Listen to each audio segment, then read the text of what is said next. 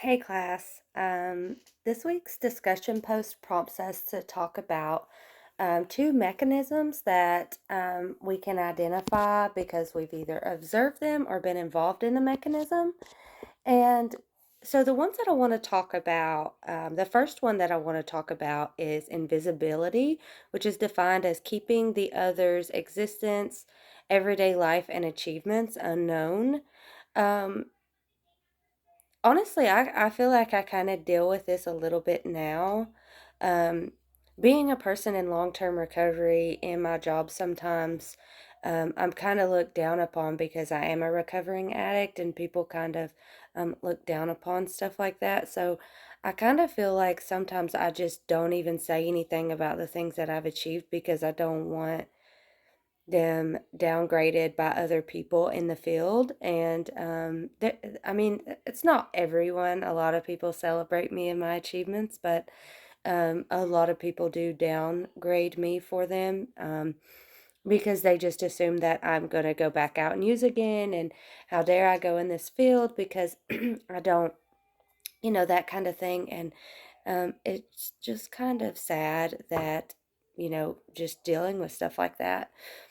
Um, and the next thing I want to talk about would be violence and the threat of violence, which is laying claim to resources, and then using might to ensure superior position. Um, so I grew up in Elizabethton, Tennessee, which is a small town in the middle of nowhere. And there was a lot of racism in the school that I went to.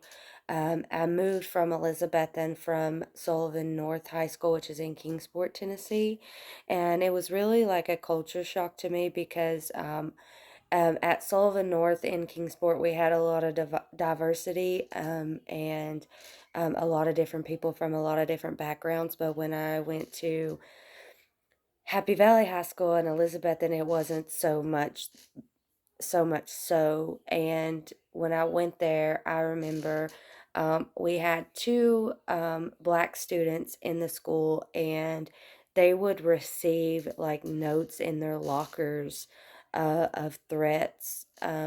One in particular that I can remember was one of the black students actually had his girlfriend was pregnant, and he was getting notes in his locker about how people wanted to do harm to his baby just because of the color of his skin. And I really could not wait to get out of the high school, and I was so glad to get out of that town.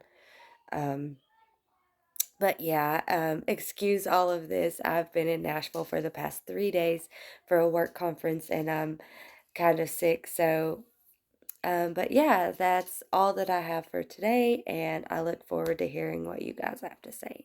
Thanks.